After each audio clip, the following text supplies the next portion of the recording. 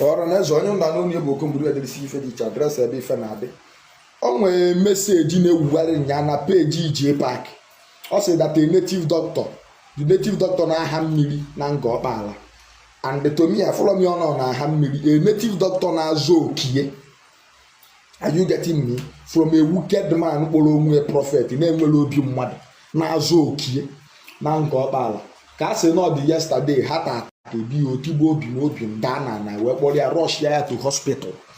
No na mgbede nya ka o nweta onwe enwe mo home efe yesterday to do video about that news. Nke bụ eziokwu is that see the man here. Ebe this man no kita bụ na akwamozu. Ụmụnna fa nwere akwamozu that yesterday. And the rules bụ na ọ ga ha mmiri, na ọ hakwala na mmiri na ọ ga-enye ụmụnne ya ofu efi. Walụ dị ya. Because ụmụnne ya na-akwa ozu na befe ọ na-aharụ fa mmiri. As a matter of fact, na mmiri ezoho yesterday bụ maka ya. O soro igwe ejide mmiri mụ ya bụ na mmemme ga. Onya bụ na adoration ga successful yesterday. Onwere heart attack made the guy, nothing happened to him. He's sound. Are you getting me? Even today self, I don't sure na emesigo ife na eme nyama no ebe na emesi everything yesterday today mmiri kwesi izo. Even now self mmiri na ezo ebe. Ono nwe ife nchi ukwu. I see so many people na woda dibia ono. Kedu ihe me na ife bagidekwala na ruo na dibia. Hatred na career. Yeah? O maka na the guy abụla akwa ọkụkọ tiwela aki, onwe ho kas. Onwe he ego ka Ebuka obi. Pata eji awụrụ ya ọnụ na-akpụ ya beti dibia na enu ka ede na-aparị ya. Ihe megidekwala na nnọọ ba na dibia. Hatred na anya ụfụ. Ife na-egbu anyị na this country ka nkuo maka Chukwu I treat ibe kesi Maazị Nnamdi Kalu treat ibe Biafra si Biafra say ho treat ibe treat sie we still have the biggest problem to treat in for religion ewuo na anyị n'ụwa anyị to God. Let's assume na pastor or na reverend father there. Why will you even take people's land allegedly can do obodo si akọwa na analofa anafa without settlement? Nobody is talking about that one. Nobody is talking about that. Obofu no the government mere fa abun the government don why can the government see treating the poor masses is bad. Anafa complain na akwa to see investment in Igbo na Lagos. Ọ dị ya kwa na Igbo. Nke Soludo kuri mbosi ohi investment ndị mmadụ. Ọ na Igbo ka kuri ihe. Onwe ebe a na kuri investment ndị Igbo na kuri nke fa na kuri na is total. It's general everywhere. The hatred is general everywhere. These people are complaining na lofa na fa without settlement. Ife dey ri ohi ijekufa inwe ego. Inwe billions of naira. As nwa Chukwu ebu and onye nwere obi mmadu. Ife dey ri ohi ijekwu ndị akpọ ọfa. Ngwa ka ka ga-esi be ka udochi ya. Na ụmụ Chineke bụ udo ka fa na-achọ na ọ bụrụ ọgba aghala. Ọ bụrụ war. Ka ọ bụ sụkwa Bible nke mmụ ede ka unu na-agụ.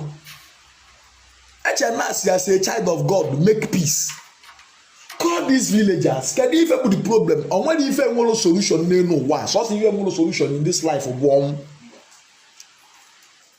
And I married the guy. Can you wear that man? You wear that man or not? At a harbor on the side of the million and getting you wear banana or yana without settlement. You go down when I shoe that one did. Call being was up to 2 or 3 plot to be okay, see from nowhere. Well, my kind of where government contact Maladiana with your settlement. How will you feel? You might give her for that when me go guarding him work on a game, young muddy begging. After Mama Care, Palace of Justice, my Kogeri, my get a tell ya, if like a bed and bump, and I clear on a beard and bump on Budibia. Ngwale average pastors and reverend father say, Biamon to water, Fabua Garden, and all on the Dibia and Abobia. And that Dibia, in our one can be a then can investment near the belly, your procedure, weapon mother, can your prophet and a lawyer no dear, well, escort on Naga. Kita amazi nya na governor onye kazie eji escort aga pụta na akọgiri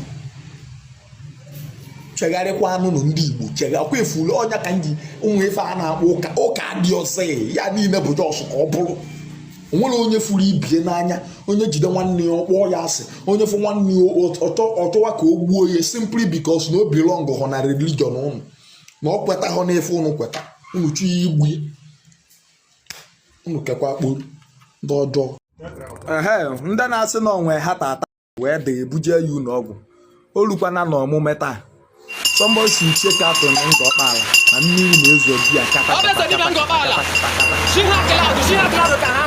ọfịakwana anụ ụnụ na-akọ na na-akụli jee settle one ndị akapa zuo ike. Today bụ October 10th 2025 sorry October 12th 2025 check your time hekwane now onu danya no ho after 12 agwara m agwa ha after 12 obidokwa na mebe ha tubaka ro mmiri agwara na gwa wezo dibia na-ekwu onye si n'ime akala ya tinye ukwu before ha dị 10 na-atụ mmiri before by complete ya 14 n'abalị ka ebubatara ndị ahụ chere na anya ma ala na-eto onye oru ha ala mbishi ọ bụ mụ akwa ọ bụ eze dibia Ngor ọkpala ị na ihe ngwa gị ọ bụ eze dibia Ngor ọkpala ha sị ya zobe na ke zobe na odezobe na afọ zobe na afọ onye si n'ime akala sị ya tinye ukwu ana mgbe eje ọkụ ha hụrụ tret na ma anọ mkpa nnọ akwụkwana m ọ ebe ka nnọ onye mene si ya mee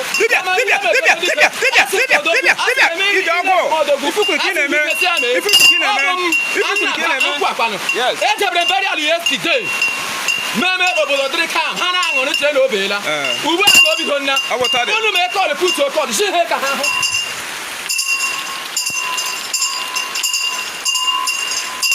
ọ bụ mmiri lee ya gosi ha lee ya ọ bụ mmiri ị na-ahụ ya ọ bụ mmiri gosi ha